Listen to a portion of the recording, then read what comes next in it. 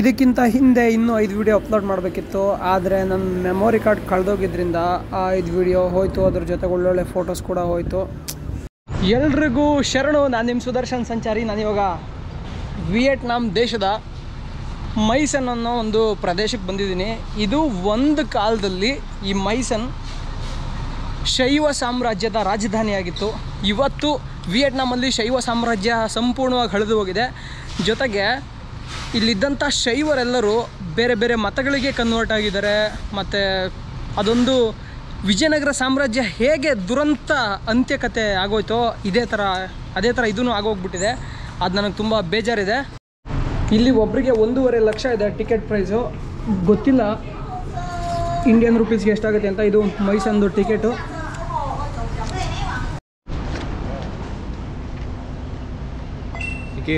Welcome. ಈ ಟಿಕೆಟಲ್ಲಿರೋ QR ಕೋಡ್ನ scan ಮಾಡಿದ ತಕ್ಷಣ ನಮಗೆ ಒಳಗಡೆ ಆಕ್ಸೆಸ್ ಸಿಗುತ್ತೆ. ಮೊದಲನೇ ಸಲ ಒಂದು ಗೌರ್ಮೆಂಟ್ ಕಡೆಯಿಂದ ಇಂಗ್ಲೀಷಲ್ಲಿ ಬೋರ್ಡ್ ಹಾಕಿರೋದು ನೋಡ್ತಿದ್ದೀನಿ. ಇಲ್ಲಿ ಯಾರೂ ಇಂಗ್ಲೀಷಲ್ಲಿ ಬೋರ್ಡ್ ಹಾಕಲ್ಲ, ಎಲ್ಲ ಬರೀ ಅವ್ರ ಮಾತೃಭಾಷೆಯಲ್ಲಿ ಮಾತ್ರ ಬೋರ್ಡ್ ಹಾಕ್ತಾರೆ. ಬೋರ್ಡ್ ಬಗ್ಗೆ ಆಮೇಲೆ ಮಾತಾಡೋಣ. ನೋಡಿರಿ, ಈ ಸಾಮ್ರಾಜ್ಯ 2ನೇ ಶತಮಾನದಿಂದ 19ನೇ ಶತಮಾನದವರೆಗೂ ಇತ್ತು. ಸಾಮ್ರಾಜ್ಯದ ಹೆಸರು ಚಾಂಪ್ ಅಂತ. ಆ ಚಾಂಪ ಅನ್ನೋ ಸಾಮ್ರಾಜ್ಯ ಆಡಳಿತ ನಡೆಸಿ ಇಲ್ಲಿ ಸಾವಿರಾರು ದೇವಸ್ಥಾನ ಕಟ್ಟಿತ್ತು. ಆದರೆ ಇವತ್ತು ಸಾವಿರಾರು ದೇವಸ್ಥಾನಗಳಲ್ಲಿ ಉಳ್ಕೊಂಡಿರೋದು ಬರೀ ಬೆರಳೆಣಿಕೆಯಷ್ಟು ಮಾತ್ರ. ಮಿಕ್ಕಿದ ಎಲ್ಲ ದೇವಸ್ಥಾನಗಳು ನೀರಲ್ಲಿ ಮುಳುಗೋಗವೆ, ಕೆಲವೊಂದಿಷ್ಟು ನದಿಲಿ ಉದ್ಗೋಗವೆ, ಕೆಲವೊಂದಿಷ್ಟು ನಾಶ ಆಗೋಗಿದ್ದಾವೆ, ಇನ್ನೂ ಕೆಲವೊಂದಿಷ್ಟು ಪಳೆಯುಳಿಕೆಗಳಾಗಿದ್ದಾವೆ. ನೀವು ಸ್ವಲ್ಪ ಒಳಗೆ ಬಂದಿದ ತಕ್ಷಣ ನಿಮ್ಗೆ ಇಲ್ಲೊಂದು ಪರ್ಮನೆಂಟ್ ಎಕ್ಸಿಬಿಷನ್ ಇರುತ್ತೆ. ಅಂದರೆ ಚಾಂಪಾ ಟೆಂಪಲ್ ಹೇಗಿದ್ವು, ಅವುಗಳ ಪ್ಲಾನಿಂಗ್ ಹೇಗಿತ್ತು ಅನ್ನೋದ್ರ ಬಗ್ಗೆ ಒಳಗಡೆ ಹಾಕಿದ್ದಾರೆ. ಕೆಲವೊಂದಿಷ್ಟು ಸ್ಟೋನ್ ಇನ್ಸ್ಕ್ರಿಪ್ಷನ್ಗಳನ್ನ, ಅಂದರೆ ಶಿಲಾಶಾಸನಗಳನ್ನ ಕೂಡ ಇಟ್ಟಿದ್ದಾರೆ. ಇದರದ್ದೆಲ್ಲ ಫೋಟೋಗಳನ್ನ ನಾನು ಕೆಳಗಡೆ ಡಿಸ್ಕ್ರಿಪ್ಷನಲ್ಲಿ ಒಂದು ಲಿಂಕ್ ಹಾಕಿರ್ತೀನಿ. ಅದನ್ನು ಕ್ಲಿಕ್ ಮಾಡಿದ್ರೆ ನೀವು ಅದನ್ನು ಆ್ಯಕ್ಸೆಸ್ ಮಾಡ್ಬೋದು ಫೋಟೋಗಳನ್ನ. ಅದ್ರ ಜೊತೆಗೆ ಇನ್ನೊಂದು ಇಲ್ಲಿ ಥೀಮ್ಯಾಟಿಕ್ ಎಕ್ಸಿಬಿಷನ್ ಅಂತ ಇದೆ. ಅದು ಥೀಮ್ಯಾಟಿಕ್ ಎಕ್ಸಿಬಿಷನಲ್ಲಿ ಅಲ್ಲಿ ಏನೇನು ಸಿಕ್ಕಿರೋಲ್ಲ ಪ್ರತಿಯೊಂದೊಂದು ಶಿಲ್ಪಗಳು, ಆ ಪ್ರತಿಯೊಂದೊಂದು ಶಿಲ್ಪಗಳನ್ನ ನೋಡಿ ಒಡೆದೋಗಿರೋದನ್ನ ಈ ಥರ ಎಲ್ಲ ಕೂಡಿಸ್ಬಿಟ್ಟು ಅದ್ರ ಬಗ್ಗೆ ಎಕ್ಸ್ಪ್ಲನೇಷನ್ನ ಕೊಟ್ಟಿದ್ದಾರೆ. ನೀವು ಇಲ್ಲಿ ನೋಡ್ಬೋದು. ಇಲ್ಲಿ ಕುದುರೆ ಇದೆ. ಕುದುರೆ ನೋಡಿ, ಇದು ಕುದುರೆ. ಇದೇ ಥರ ಇಲ್ಲಿ ಆನೆ ಅನಿಸುತ್ತೆ, ಗಜಸಿಂಹ. ಆನೆ ಮತ್ತು ಸಿಂಹ ಎರಡು ಮಿಕ್ಸ್ ಆಗಿರೋವಂಥ ವರ್ಷನ್ ಇದು. ಸೊ ಗಜಸಿಂಹ ಇದೆ. ಈ ಥರ ಬೇರೆ ಬೇರೆ ಪ್ರಾಣಿ ಪಕ್ಷಿಗಳು ಏನು ಚಿತ್ರಗಳು ಮತ್ತು ಶಿಲ್ಪಕಲೆಗಳು ಸಿಕ್ಕಿತ್ತಲ್ಲ, ಸೊ ಅದನ್ನೆಲ್ಲದನ್ನು ಇಲ್ಲಿ ಡಿಸ್ಪ್ಲೇ ಇಟ್ಟಿದ್ದಾರೆ. ಒಳಗಡೆ ಬಂದು ನೋಡಿದ್ರೆ ನಿಮಗೆ ತುಂಬ ಯೂಸ್ಫುಲ್. ಇದೆಲ್ಲದನ್ನು ನಾನು ನಿಮಗೆ ಫೋಟೋಸ್ ಈ ಪರ್ಟಿಕ್ಯುಲರ್ ಇದೇನು ಸ್ಲೈಡ್ಸ್ ಇರೋದಲ್ಲ, ಈ ಪರ್ಟಿಕ್ಯುಲರ್ ಫೋಟೋಸ್ ಎಲ್ಲ ನಾನು ಕೆಳಗಡೆ ಡಿಸ್ಕ್ರಿಪ್ಷನಲ್ಲಿ ಹಾಕಿರ್ತೀನಿ. ಸೊ ನೀವು ನೋಡ್ಕೊಳ್ಳಿ. ಇಲ್ಲಿ ಬೇರೆ ಬೇರೆ ನೋಡಿ, ಇದೆಲ್ಲ ನಂದಿ, ಇದನ್ನೆಲ್ಲ ಮಣ್ಣಲ್ಲಿ ಮಾಡಿದ್ದಾರೆ. ಮಣ್ಣಲ್ಲಿ ಮಾಡಿಬಿಟ್ಟು ಸುಟ್ಟು ಅದನ್ನು ಮಡಿಕೆ ಯಾವ ಥರ ಮಾಡ್ತಾರೋ ಆ ಥರ ಮಾಡಿದ್ದಾರೆ ನೋಡಿ. ಅಕಸ್ಮಾತ್ ಏನಾದರೂ ಈ ಚಾಂಪಾ ಡೈನಾಸ್ಟಿ ಅವ್ರಿಗೆ ನಮ್ಮ ಹೊಯ್ಸಳರಿಗೆ ಸಿಕ್ಕಂಥ ಕಲ್ಲುಗಳೇನಾದರೂ ಸಿಕ್ಕಿದ್ದಿದ್ರೆ ಯಾರೇನು ಮಾಡಿದ್ರು ಈ ಸಂಸ್ಕೃತಿನ ನಾಶ ಮಾಡೋಕ್ಕಾಗ್ತಿರಲಿಲ್ಲ. ಅಷ್ಟು ಬಲವಾಗಿ ಈ ಸಂಸ್ಕೃತಿ ಇಲ್ಲಿ ಉಳ್ಕೋತಾ ಇತ್ತು. ಆದರೆ ಇವತ್ತು ಈ ಯಾವ ಸಂಸ್ಕೃತಿನಲ್ಲಿ ಉಳ್ಕೊಂಡಿದೆ ಎಲ್ಲ ನಾಶ ಆಗೋಗಿದೆ. ನಾನು ಇನ್ನೊಂದು ಮುಂದಿನ ದಿವಸಗಳಲ್ಲಿ ಈ ಚಾಂಪಾ ಜನರನ್ನ ಕೂಡ ಭೇಟಿ ಮಾಡ್ತೀನಿ. ಖುಷಿ ವಿಚಾರ ಏನು ಅಂದರೆ, ಇಲ್ಲಿರೋಂಥ ಒಂದಿಷ್ಟು ದೇವಸ್ಥಾನಗಳನ್ನ ಭಾರತದ ಪುರಾತತ್ವ ಇಲಾಖೆ ಮತ್ತು ಭಾರತದ ವಿದೇಶಾಂಗ ಇಲಾಖೆ ಮತ್ತು ಇಲ್ಲಿರುವಂತಹ ಎಂಬಸಿ ಎಲ್ಲರ ಜೊತೆ ಕೊಲಾಬ್ರೇಷನ್ ಅವರೆಲ್ಲ ದುಡ್ಡು ಕೊಟ್ಬಿಟ್ಟು ಇಲ್ಲೊಂದಿಷ್ಟು ದೇವಸ್ಥಾನಗಳನ್ನ ರಿಪೇರಿ ಮಾಡಿದ್ದಾರೆ. ಅದು ಖುಷಿಯ ವಿಚಾರ. ಬನ್ನಿ ಎಂಟ್ರೆನ್ಸ್ ಒಳಗೆ ಹೋಗೋಣ. ಒಳಗೆ ಹೋಗ್ತಾ ಈ ಸಾಮ್ರಾಜ್ಯದ ಗತವೈಭವನ್ನೆಲ್ಲ ನಿಮಗೆ ಹೇಳ್ತೀನಿ. ಸುಮಾರು 2ನೇ ಶತಮಾನದಲ್ಲಿ ಭದ್ರವರ್ಮನ್ ಅನ್ನೋ ಒಬ್ಬ ವ್ಯಕ್ತಿ ಮಹಾನ್ ಸಾಮ್ರಾಟನಾಗಿ ರೂಪುಗೊಳ್ತಾನೆ. ಆ ವ್ಯಕ್ತಿ ಸಾಮ್ರಾಟನಾಗಿ ರೂಪುಗೊಳ್ಳೋದಕ್ಕೆ ಅಲ್ಲಿರೋಂಥ ಜನ, ಚಾಂಪಾ ಭಾಷೆ ಮಾತಾಡೋಂಥ ಜನ ಸಹಾಯ ಮಾಡಿ ಒಂದು ದೊಡ್ಡ ಸಾಮ್ರಾಜ್ಯವನ್ನು ಅವತ್ತಿಗೆ ಕಟ್ತಾರೆ. ಏನಕ್ಕೆ ಈ ಭಾಗದಲ್ಲಿ ಕಟ್ತಾರೆ ಅಂದರೆ, ನೀವು ಇಲ್ಲಿ ತುಂಬ ವಿಷಯಗಳಿದೆ. ಇಲ್ಲಿ ರಾಜಕೀಯ ಕಾರಣಗಳಿದೆ ಮತ್ತು ಅವರ ಆತ್ಮರಕ್ಷಣೆ ಕೂಡ ಇದೆ. ಉದಾಹರಣೆಗೆ ಇವಾಗ ನಾನು ನಿಮಗೆ ಹೇಳ್ತೀನಿ ಕೇಳಿ. ಏನಾಗಿತ್ತು ಅಂದರೆ, ಇದು ಭಾರತ ಮತ್ತು ಚೀನಾ ದೇಶಗಳ ನಡುವೆ, ಅಲ್ಲಿದ್ದಂಥ ಸಾಮ್ರಾಜ್ಯಗಳ ನಡುವೆ ಮತ್ತು ದೇಶದಲ್ಲಿ ವಾಸ ಮಾಡೋ ಜನಗಳ ನಡುವೆ ವ್ಯಾಪಾರ ಮತ್ತು ವಹಿವಾಟನ್ನು ಮಾಡಬೇಕಿತ್ತು. ಅಂದರೆ ಅವರು ಈ ಕಡೆಯಿಂದ ಬಂದ್ಬಿಟ್ಟು ಈ ರೂಟ್ನ ಕ್ರಾಸ್ ಮಾಡಿ ಹೋಗ್ಬೇಕಿತ್ತು. ವಿಯೆಟ್ನಾಮಲ್ಲಿ ಕ್ರಾಸ್ ಮಾಡಿಬಿಟ್ಟು ಅವ್ರು ಹೋಗ್ಬೇಕಿತ್ತು. ಅಲ್ಲಿ ಸಿಂಗಾಪುರವ್ರಿಗೆ ಬಂದು ಹಿಂಗೆ ಕ್ರಾಸ್ ಮಾಡಿ ಹೋಗ್ಬೇಕಿತ್ತು. ಹಾಯ್, ಓಕೆ, ಓಹೋ, ಯಾ, ಥ್ಯಾಂಕ್ ಯು. ನೀವು ಒಳಗೆ ಬಂದಿದ ತಕ್ಷಣ ಇವರೇ ನಿಮ್ಮನ್ನು ಕರ್ಕೊಂಡು ಇಲ್ಲಿರೋ ಎಲ್ಲ ಪ್ಲೇಸ್ಗಳಿಗೂ ಈ ಗಾಡೀಲಿ ಸುತ್ತಾಡಿಸ್ತಾರೆ. ಸುಮಾರು 2ನೇ ಶತಮಾನದಲ್ಲಿ 1ನೇ ಭದ್ರವರ್ಮನ್ನಿಂದ ಈ ಚಾಂಪಾ ಸಾಮ್ರಾಜ್ಯ ಸ್ಥಾಪನೆ ಆಗುತ್ತೆ. ಈ ಚಾಂಪಾ ಸಾಮ್ರಾಜ್ಯ ಸ್ಥಾಪನೆ ಆಗೋದಕ್ಕೆ ಹಲವಾರು ಕಾರಣಗಳಿದ್ದಾವೆ. ಯಾವ ಅಂತ ಹೇಳ್ತೀನಿ ಕೇಳಿ. ಒಂದು, ಭಾರತ ಮತ್ತು ಚೈನಾ ನಡುವೆ ನಡೀತಾ ಇದ್ದಂತಹ ಸಮುದ್ರ ವ್ಯಾಪಾರ ಎಲ್ಲವೂ ಕೂಡ ವಿಯೆಟ್ನಾಂ ಮುಖಾಂತರನೇ ನಡಿಬೇಕಿತ್ತು. ಅದರಲ್ಲೂ ಸೌತ್ ವಿಯೆಟ್ನಾಂ ಮುಖಾಂತರ. ಈಗಾಗಲೇ ನಾರ್ತ್ ವಿಯೆಟ್ನಾಮಲ್ಲಿ ಬುದ್ಧಿಸಮ್ ತುಂಬ ಪ್ರಚಾರದಲ್ಲಿತ್ತು. ಸೌತ್ ವಿಯೆಟ್ನಾಮಲ್ಲಿ ಇಲ್ಲಿ ಬಹಳಷ್ಟು ಜನ ಟ್ರೈಬ್ಸ್ ಇದ್ದರು, ಅಂದರೆ ಆದಿವಾಸಿಗಳಿದ್ರು. ಇಲ್ಲಿಯ ಲೋಕಲ್ ಟ್ರೈಬ್ಸು ಜೀವನ ಮಾಡ್ತಿದ್ರು. ತುಂಬ ಟ್ರೈಬ್ಸ್ ಇದ್ವು. ಇವತ್ತಿಗೂ 54 ಥರದ ಆದಿವಾಸಿಗಳು ವಿಯೆಟ್ನಾಮಲ್ಲಿ ಜೀವನ ಮಾಡ್ತಾರೆ. ಅದರಲ್ಲಿ ಈ ಚಾಂಪ್ಗಳು ತುಂಬ ಧೈರ್ಯಶಾಲಿಯಾಗಿದ್ದರು.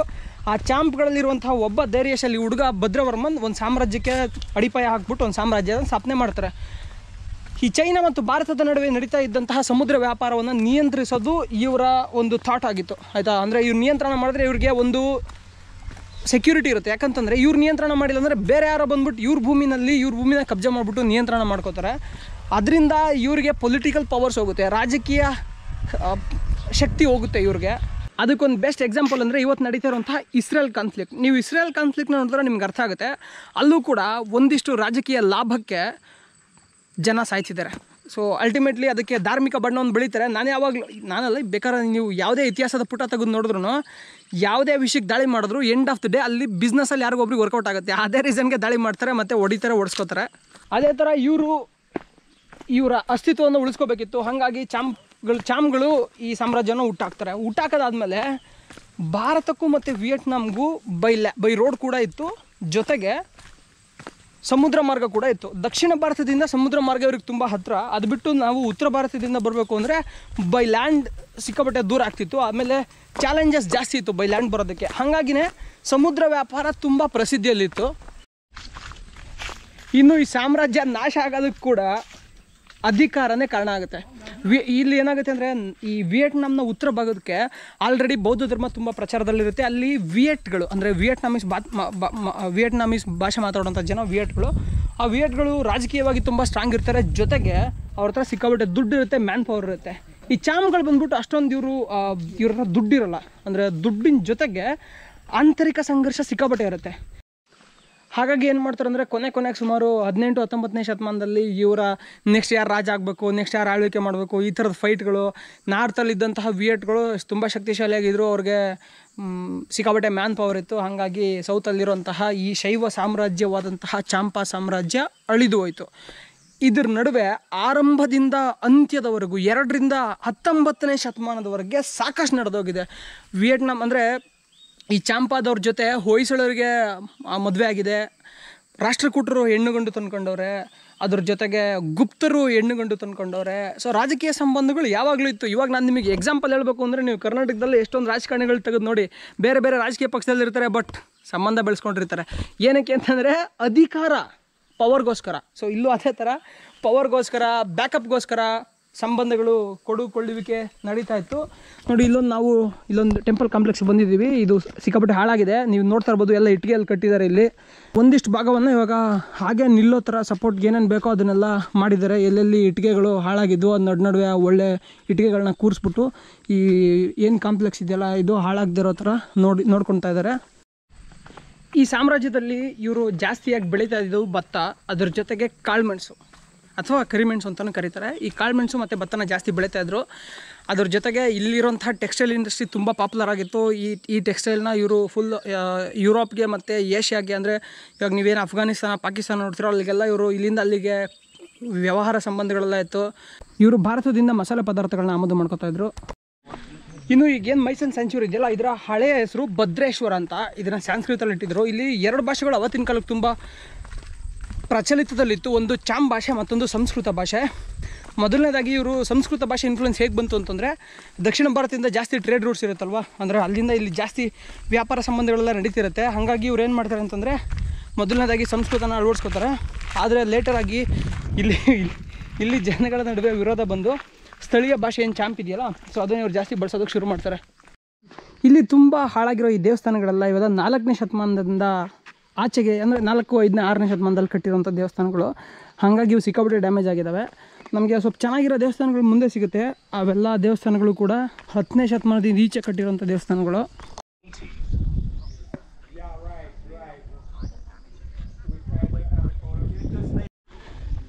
ಈ ಸಾಮ್ರಾಜ್ಯದ ಕುರುಹುಗಳಾಗಿ ಉಳಿದಿರುವಂತಹ ಕೆಲವು ದೇವಸ್ಥಾನದ ಪಳೆಯುಳಿಕೆಗಳಲ್ಲಿ ಇದು ಕೂಡ ಒಂದು. ನೀವು ಇಲ್ಲೇ ನೋಡ್ತಿದ್ರೆ, ಇದು ಈ ಶಿವಲಿಂಗ, ಇದು ಅಂದರೆ ಇದು ಮುಖ್ಯ ಶಿವಲಿಂಗ ಆಗಿತ್ತು. ಇದು ನೋಡಿ ಎಷ್ಟು ದೊಡ್ಡ ಕಲ್ಲನ್ನು ಕಟ್ಟಿದ್ದಾರೆ.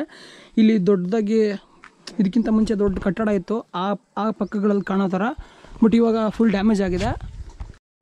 ಇಲ್ಲಿ ಶಿವ ಇದ್ದರೆ ಇನ್ನು ಮಿಕ್ಕಿದ 2 ಕಡೆ ಬ್ರಹ್ಮ ಮತ್ತು ವಿಷ್ಣುವನ್ನು ಕೂಡ ಅವ್ರಿಗೂ ಕೂಡ ದೇವಸ್ಥಾನಗಳನ್ನ ಕಟ್ಟಿರ್ತಾರೆ. ಆದರೆ ಮುಖ್ಯವಾಗಿ ಬಂದ್ಬಿಟ್ಟು ಶಿವನ ಟೆಂಪಲ್ ಕಟ್ಟಿರ್ತಾರೆ. ಇಲ್ಲಿ ಒಂದೆರಡಲ್ಲಿ ಯಾವುದಾದ್ರೂ ಒಂದು ಶಿವ ಮತ್ತು ಬ್ರಹ್ಮ ಮತ್ತು ವಿಷ್ಣು ಕೂಡ ಡೆಡಿಕೇಟ್ ಮಾಡಿರ್ತಾರೆ. ನೀವು ಇಲ್ಲಿ ನೋಡ್ತಾ ಇರ್ಬೋದು ಕಂಬಗಳು. ಮತ್ತು ಇಲ್ಲಿ ನೀವು ನೋಡಿದ್ರೆ ತುಂಬ ಚಿಕ್ಕದಾದ ಎಂಟ್ರಿ ಇದೆ ಆಯಿತಾ, ದೊಡ್ಡದಾಗಿ ಎಂಟ್ರಿ ಇಲ್ಲ. ಏನಕ್ಕೆ ಅಂದರೆ ಇಲ್ಲಿ ಯಾರು ಪೂಜೆ ಮಾಡ್ತಾರೋ ಅವ್ರಿಗೆ ಮಾತ್ರ ಎಂಟ್ರಿ ಇತ್ತಂತೆ, ಮಿಕ್ಕಿದವ್ರಿಗೆ ಯಾರಿಗೂ ಎಂಟ್ರಿ ಇರಲಿಲ್ವಂತೆ. ಅಂದರೆ ದೀಕ್ಷಾ ಬ್ರಾಹ್ಮಣರು ಮಾತ್ರ ಇದ್ರೊಳಗಡೆ ಬರೋಕ್ಕೆ ಪರ್ಮಿಷನ್ ಇತ್ತಂತೆ. ಹಾಗಾಗಿ ಇಲ್ಲಿ ಈ ಚಾಂಪಾ ಸ್ಟೈಲಲ್ಲಿ ಕಟ್ಟಿರೋ ಎಲ್ಲ ಟೆಂಪಲ್ಗಳು ಕೂಡ ಇಷ್ಟೇ, ತುಂಬ ಚಿಕ್ಕ ದ್ವಾರಗಳು. ನೀವು ಯಾವ ಟೆಂಪಲ್ಗೆ ಹೋದರೂ ಕೂಡ ತುಂಬ ಚಿಕ್ಕ ದ್ವಾರಗಳನ್ನ ಕಟ್ಟಿದ್ದಾರೆ ಇಲ್ಲಿ.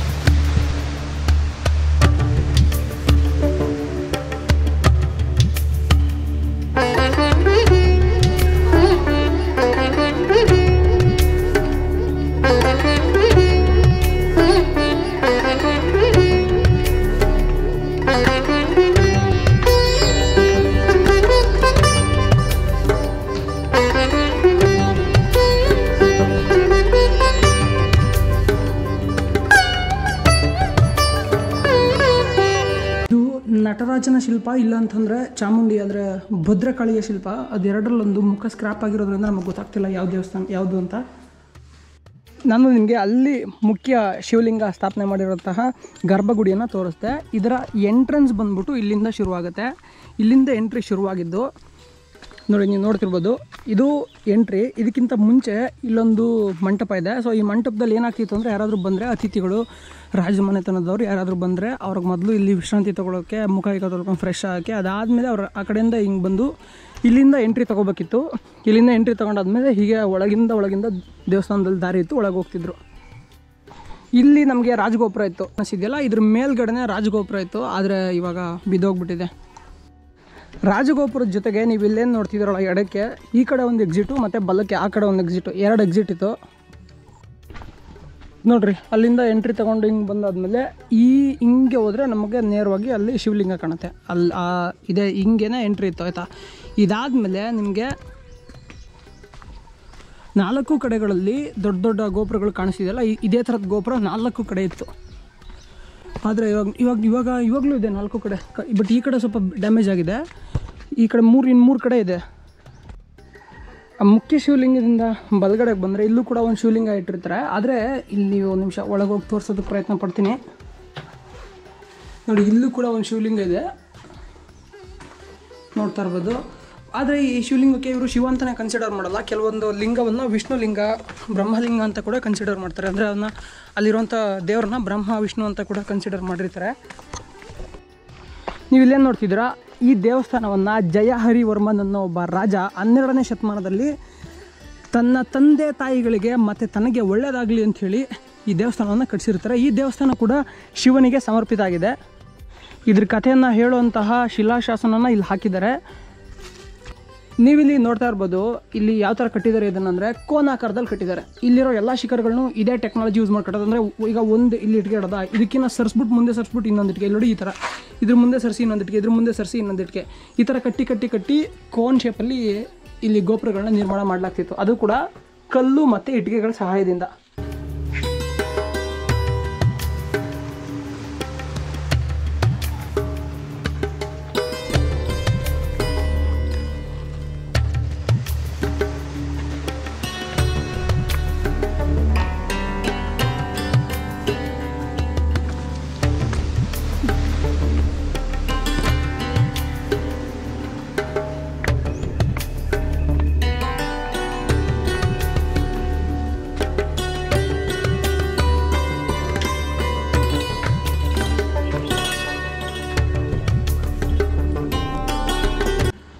ಇಲ್ಲೇ ನೀವು ನೋಡ್ತಿರೋದ್ರೆ ಇಲ್ಲಿ ಎಲ್ಲ ಇಟ್ಟಿಗೆ 2020-22ನೇ ಇಸ್ವಿ ಅಂದಾಜಲ್ಲಿ ಕಟ್ಟಿರೋವಂಥ ಇಟ್ಟಿಗೆಗಳು. ಇವೆಲ್ಲ ಕೆಳಗಿರೋ ಇಟ್ಟಿಗೆಗಳೆಲ್ಲ ಹಳೆ ಇಟ್ಟಿಗೆಗಳು. ಇದು ಭಾರತ ಮತ್ತು ವಿಯೆಟ್ನಾಂ ಸರ್ಕಾರಗಳ ಕೊಲಾಬ್ರೇಷನಲ್ಲಿ ಮಾಡಿರೋಂಥ ಡೆವಲಪ್ಮೆಂಟ್ಸ್ ಇದೆಲ್ಲ. ಆದರೆ 1969ರಲ್ಲಿ ಯುದ್ಧ ನಡೆಯುತ್ತೆ. ಆ ಟೈಮಲ್ಲಿ ಇಲ್ಲಿದ್ದಂಥ ದೊಡ್ಡ ಗೋಪುರ ಒಂದು ಬಿದ್ದೋಗ್ಬಿಡುತ್ತೆ ಯುದ್ಧ ಸಮಯದಲ್ಲಿ.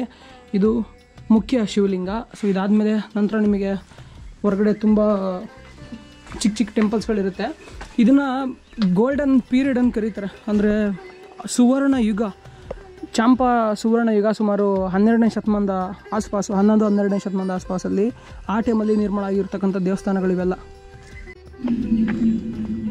ಆ ಟೈಮಲ್ಲಿ ಬರೀ ದೇವಸ್ಥಾನಗಳು ಅಷ್ಟೇ ಅಲ್ಲದೆ ಇಲ್ಲಿದ್ದಂತಹ ಸಾಂಸ್ಕೃತಿಕ, ಶೈಕ್ಷಣಿಕ ಮತ್ತು ಕೃಷಿ ಚಟುವಟಿಕೆಗಳು ಕೂಡ ಆವಾಗ ಉತ್ತುಂಗದಲ್ಲಿರುತ್ತೆ. ಅಂದರೆ ಅವಾಗ ಸಿಕ್ಕಾಪಟ್ಟೆ ಡೆವಲಪ್ಮೆಂಟ್ಸ್ ಆಗುತ್ತೆ, ಸಿಕ್ಕಾಪಟ್ಟೆ. ಅಂದರೆ ರಾಜರು ಕೂಡ ಅವತ್ತಿದ್ದಂಥ ರಾಜರುಗಳು ಕೂಡ ಜಾಸ್ತಿ ಇನ್ವೆಸ್ಟ್ಮೆಂಟ್ ಮಾಡ್ತಾರೆ ಈ ಎಲ್ಲ ವಿಷಯಗಳಿಗೆ. ಹಾಗಾಗಿ ಇದನ್ನು ಗೋಲ್ಡನ್ ಪೀರಿಯಡ್ ಅಂತ ಕರೀತಾರೆ. ಆ ಟೈಮಲ್ಲಿ ಸಿಕ್ಕಾಪಟ್ಟೆ ಡೆವಲಪ್ ಆಗುತ್ತೆ ಚಂಪಾ. ಸೊ ಈ ಶೈವ ಟೆಂಪಲಲ್ಲಿ ಇಲ್ಲಿ ಒಂದು ಗರುಡ ದೇವಸ್ಥಾನವನ್ನು ಕಟ್ಟಿಸಿರ್ತಾರೆ. ಅಂದರೆ ಈ ದೇವಸ್ಥಾನ ಏನಿದೆ ಇದು ಸಂಪೂರ್ಣವಾಗಿ ಗರುಡನಿಗೆ ಡೆಡಿಕೇಟೆಡ್ ಆಗಿತ್ತಂತಹ ದೇವಸ್ಥಾನ. ಹೂನ್ ವಾಯ್ ಅನ್ನೋ ಒಂದು ಆರ್ಕಿಟೆಕ್ಚರ್ನ ಇಲ್ಲಿ ಬಳಸಲಾಗುತ್ತೆ. ಒಳಗಡೆ ಸಾಕಷ್ಟು ಶಿಲ್ಪಕಲೆಗಳನ್ನು ನಾವು ಇನ್ನೂ ನೋಡ್ಬೋದು.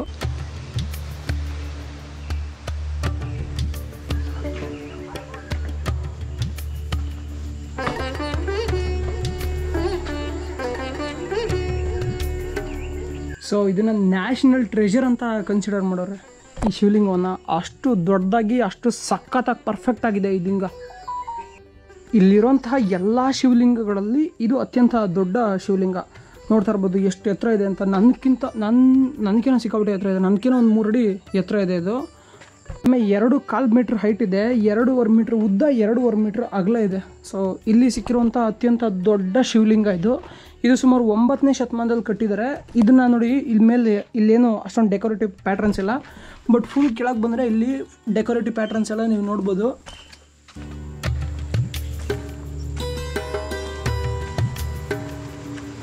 ನಿಜವಾಗ್ಲೂ ಇದೆಲ್ಲ ನೋಡ್ತೀರಾ ನನಗಂತೂ ಸಖತ್ ಖುಷಿ ಆಗುತ್ತೆ. ಅಂದರೆ ಒಂದು ಕಾಲದಲ್ಲಿ ಶೈವರ ಆಳ್ವಿಕೆ ಎಷ್ಟು ಪ್ರಭಾವವಾಗಿತ್ತು ಅಂದರೆ ಭಯಂಕರ, ಆಯಿತಾ. ಈ ಶೈವರಾಜರುಗಳಲ್ಲಿ ಮುಖ್ಯವಾಗಿ ಚಾಲುಕ್ಯರು, ಚೋಳರು ಇವರೆಲ್ಲ ಉಜ್ಜಾಡ್ಬಿಡ್ತಿದ್ರು ಗುರು ಯಾವನಾರ ಅಪೋಸಿಟಲ್ಲಿ ಬಂದರೆ. ಅಂದರೆ ಅವ್ರ ಕತೆಗಳನ್ನ ಕೆಲವೊಂದು ಸಲ ನಾನು ಎಲ್ಲರೂ ಕೇಳ್ತಿರ್ತೀನಿ. ಆ ಟೈಮಲ್ಲಿ ನನಗೆ ಗೊತ್ತಾಗುತ್ತೆ. ಅಫ್ಕೋರ್ಸ್ ಚೋಳರಿಗೂ ಮತ್ತು ಚಾಲುಕ್ಯರಿಗೆ ಯಾವಾಗಲೂ ಯುದ್ಧ ನಡೀತಾ ಇತ್ತು, ಅದು ಬೇರೆ ಪ್ರಶ್ನೆ. ಆದರೆ ತುಂಬ ಶಕ್ತಿಶಾಲಿಯಾಗಿದ್ರು ಅವರು, ಭಯಂಕರವಾಗಿರ್ತಿದ್ರು ಯಾವಾಗಲೂ. ಇಲ್ಲೊಂದು ಶಿಲಾಶಾಸನ ಇದೆ. ಈ ಶಿಲಾಶಾಸನ ಏನು ಹೇಳುತ್ತಪ್ಪ ಅಂತಂದರೆ, ಒಬ್ಬ ರಾಜ ಇರ್ತಾನೆ ವಿಕ್ರಾಂತ ವರ್ಮನ್ ಅಂತ. ಆ ವಿಕ್ರಾಂತ ವರ್ಮನ್ ಅನ್ನೋ ರಾಜ ಗಂಗೆಯನ್ನು ನೋಡಿ ತುಂಬ ಖುಷಿಪಟ್ಟ ಅಂತ ಇಲ್ಲಿ ಬರೆದಿದ್ದಾರೆ. ಸೊ ಗಂಗೆ ಅಂದರೆ ಬಹುಶಃ ಗಂಗಾ ನದಿ ಇರ್ಬೋದು. ಯಾಕಂತಂದರೆ ಈ ಶೈವ ಗ್ರಂಥಗಳಲ್ಲಿ ತುಂಬ ಕ್ಲಿಯರಾಗಿ ಮೆನ್ಷನ್ ಮಾಡಿದ್ದಾರೆ, ಗಂಗೆ ಬಂದ್ಬಿಟ್ಟು ಪವಿತ್ರವಾದ ನದಿ ಅಂತ. ಅದು ಕಾಶಿ ನೋಡ್ಬೋದು ನೀವು, ಕಾಶಿನಲ್ಲಿ ಗಂಗೆ ಇದೆ, ಗಂಗಾ ನದಿ ಹರಿಯುತ್ತಲ್ವ. ಸೊ ಅದು ಆ ಥರ ಇವರು ಗಂಗಾ ನದಿ ನೋಡಿ ತುಂಬ ಖುಷಿಯಾಯಿತು ಅಂತ ಈ ಶಿಲಾಶಾಸನದಲ್ಲಿ ಬರೆದಿದ್ದಾರೆ. ಇನ್ನು ಇಲ್ಲೊಂದು ಶಿವಲಿಂಗ ಇದೆ. ಸೊ ನೀವು ಇಲ್ಲೇನು ನೋಡ್ತಿದ್ದೀರಾ, ಈ ಲಿಂಗ ಸಿಲಿಂಡರ್ ಆಕಾರದಲ್ಲಿದೆ, ವೃತ್ತಾಕಾರದಲ್ಲಿದೆ. ಇದ್ರ ಮೇಲೊಂದು ಸಂಸ್ಕೃತ ಶಾಸನ ಇದೆ.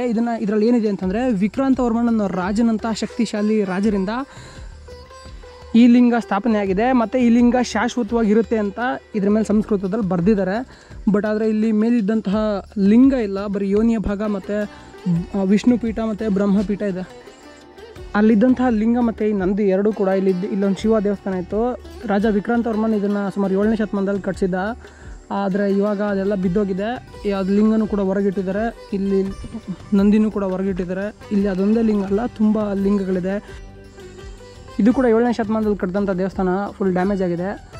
ಅದಕ್ಕೆ ಅದು ಸ್ವಲ್ಪ ಹಾಗೆ ಇರಲಿ, ಅದನ್ನು ಹೊಸದಾಗಂತೂ ನಿರ್ಮಾಣ ಮಾಡೋಕ್ಕಾಗಲ್ಲ. ಯಾಕಂದರೆ ಇಟ್ಟಿಗೆ ಎಲ್ಲ ಹೋಗ್ಬಿಟ್ಟು ಕಟ್ಟಿರೋ ಹೊಸ ದೇವಸ್ಥಾನ ಕಟ್ಟಿದಂಗೆ ಆಗುತ್ತೆ. ಅದಕ್ಕೆ ಅದು ಎಷ್ಟು ದಿನ ಇರುತ್ತೋ ಅಷ್ಟು ದಿನ ಇರಲಿ ಅಂತ ಅದಕ್ಕೆಲ್ಲ ಕಡೆಯಿಂದ ಸಪೋರ್ಟ್ ಕೊಟ್ಬಿಟ್ಟು ಮೇಲ್ಛಾವಣಿ ಹಾಕ್ಬಿಟ್ಟು ನಿಲ್ಸವ್ರೆ. ನನಗನ್ಸುತ್ತೆ ನಿಂತರೆ ಇನ್ನೊಂದು 50-60 ವರ್ಷ ನಿಲ್ಲುತ್ತೆ, ಆಮೇಲೆ ಹೋಗುತ್ತೆ. ನಿಮಗೆ ಒಂದು ಪ್ರಶ್ನೆ ಬರ್ಬೋದು, ಇಲ್ಲಿ ಶೈವಿಸಮ್ ಮತ್ತು ಬುದ್ಧಿಸಮ್ ಎರಡೂ ಇತ್ತು. ಅಂದರೆ ಶೈವ ಮತ್ತು ಬೌದ್ಧ ಎರಡೂ ಪಂಥಗಳಲ್ಲಿ ಇತ್ತು. ಆದರೆ ಇವತ್ತಿಗೆ ಬರೀ ಬೌದ್ಧ ಪಂಥ ಮಾತ್ರ ಉಳ್ಕೊಂಡಿದೆ, ಶೈವ ಯಾಕೆ ಉಳ್ಕೊಂಡಿಲ್ಲ ಅಂತಂದರೆ, ಇಲ್ಲಿ ಶೈವ ರಾಜರ ಅವನತಿ ಇದಕ್ಕೆ ಮುಖ್ಯ ಕಾರಣ. ಯಾವಾಗ ಶೈವ ರಾಜರು ಸೋತ್ಬಿಟ್ರು ಬೌದ್ಧ ರಾಜರುಗಳಿಗೆ, ಅಂದರೆ ಈ ವಿಯಟ್ ಜನ ಏನಿದ್ದಾರೆ, ಆ ವಿಯಟ್ ಜನ ಬಂದ್ಬಿಟ್ಟು ಅವರು ಬೌದ್ಧ ಧರ್ಮನ ಫಾಲೋ ಮಾಡ್ತಾರೆ, ಬೌದ್ಧ ಮತವನ್ನು ಫಾಲೋ ಮಾಡ್ತಾರೆ. ಈ ಚಾಮ್ಗಳು ಮತ್ತು ಬೇರೆ ಇನ್ಮಿಕ್ಕಿದ ಸೊಸೈಟಿಗಳೆಲ್ಲ ಅವರು ಶೈವ ಧರ್ಮವನ್ನು ಫಾಲೋ ಮಾಡ್ತಿದ್ರು. ಬಟ್ ಏನೂ ಮಾಡೋಂಗಿಲ್ಲ. ಇವಾಗ ರಾಜರು ಸೋತರು, ಜನ ಅಧಿಕಾರ ಕಳ್ಕೊಂಡ್ರು, ಅವ್ರ ದೇವಸ್ಥಾನಗಳಿಗೆ ದುಡ್ಡು ಬರದೇ ಆಯಿತು, ದೇವಸ್ಥಾನ ಎಲ್ಲ ಹಾಳಾಗೋಯ್ತು. ನಾನು ವೈಯಕ್ತಿಕವಾಗಿ ಶಿವಭಕ್ತ. ನನಗೆ ಅಂದರೆ ನಮ್ಮ ಮನೇಲಿ ಚಿಕ್ಕ ಹುಡುಗರಿದ್ದಾಗಿಂದನೂ ನಮ್ಮ ಮನೇಲಿ ಶಿವರಾತ್ರಿ ಅಷ್ಟೇ ನಾವು ಗ್ರ್ಯಾಂಡಾಗಿ ಸೆಲೆಬ್ರೇಟ್ ಮಾಡೋದು. ಹಾಗಾಗಿ ನನಗೆ ಮೊದಲಿಂದೂ ಇನ್ಫ್ಲುಯೆನ್ಸ್ ಜಾಸ್ತಿ ಇದೆ. ಓಕೆನಾ, ಇವಾಗ ಯಾರ್ಯಾರಿಗೆ ಅವ್ರ ಮನೇಲಿ ಯಾವ್ಯಾವ ಆಚರಣೆಗಳು ಮಾಡ್ತಾರೋ ಅದ್ರ ಇನ್ಫ್ಲುಯೆನ್ಸ್ ಇರುತ್ತೆ, ಅದ್ರ ತಕ್ಕನಾಗಿ ಅವ್ರ ಬ್ರೈನು ಅಥವಾ ಅವ್ರಿಗೆ ಆಸಕ್ತಿಗಳು ಜಾಸ್ತಿ ಇರುತ್ತೆ. ನನಗೆ ಇವಾಗ್ಲೂ ಶಿವಪುರಾಣ ಓದಬೇಕು ಅಂತ ತುಂಬ ಆಸೆ ಇದೆ. ಓದ್ತೀನಿ ನಾನು, ಹೋಗ್ಬಿಟ್ಟು ಇದೆಲ್ಲ ಮುಗಿಸ್ಕೊಂಬಿಟ್ಟು ನೆಕ್ಸ್ಟ್ ಹೋಗ್ಬಿಟ್ಟು ಶಿವಪುರಾಣ ಓದ್ತೀನಿ ಕೂತ್ಕೊಂಡು. ಇನ್ನು ಇಲ್ಲಿ ಶೈವ ಧರ್ಮ ಉಳಿಬೇಕಿತ್ತು ಅನ್ನೋದು ನನ್ನ ಅಭಿಪ್ರಾಯ. ಇವಾಗ ನಾವೇನು ಮಾಡೋಕ್ಕಾಗಲ್ಲ. ಆಮೇಲೆ ಇವಾಗ ಕೂತ್ಕೊಂಡ್ಬಿಟ್ಟು ಅವನ ಅಜ್ಜಿ ಎಲ್ಲ ಬಂದು ಹೊಡೆದಾಕಿದ್ರು, ನಮ್ಮ ಹಳೆ ಕಾಲದ ಜನಗಳನ್ನೆಲ್ಲ ಶೈವ್ರನ್ನೆಲ್ಲ ಹೊಡೆದಾಕಿದ್ರು ಅಂಥೇಳಿ ನಾನು ಹೋಗಿ ಆ ಥರ ಎಲ್ಲ ನಾನು ಎನ್ಕರೇಜ್ ಮಾಡಲ್ಲ. So happened is happened. ನಾನು ಯಾವತ್ತೂ ಯಾವ ವಿಡಿಯೋದಲ್ಲೂ ಹೇಳ್ಕೊಂಡಿಲ್ಲ ನನಗೆ ಇದಿಷ್ಟ ಅಂತ. ಬಟ್ ಏನೋ ನನಗೆ ಇಲ್ಲಿ ಬಂದಾದ್ಮೇಲೆ ಐ ಫೆಲ್ಟ್ ಹೇಳ್ಕೊಬೇಕು ಅಂತ.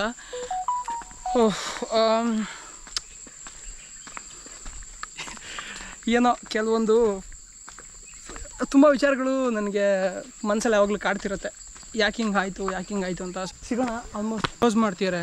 ಈಗ ಟೈಮ್ ಆಯಿತು, ಕತ್ಲಾಗ್ತಾ ಬಂತು, ಎಲ್ಲ ಕ್ಲೋಸ್ ಮಾಡ್ತಿದ್ದಾರೆ. ನಾನೊಂದು ಲಿಫ್ಟ್ ತಗೊಂಡು ಹೋಗ್ತೀನಿ. ಬೈ ಲಿಫ್ಟ್ ಕೊಡು ಬೈ, ನಾನು ಬರ್ತೀನಿ ತಡಿ ಬೈ. ಸೊ ಗೈಸ್ ಎಲ್ರಿಗೂ ಬಾಯ್, ಸಿಗೋಣ ಮುಂದಿನ ವಿಡಿಯೋದಲ್ಲಿ.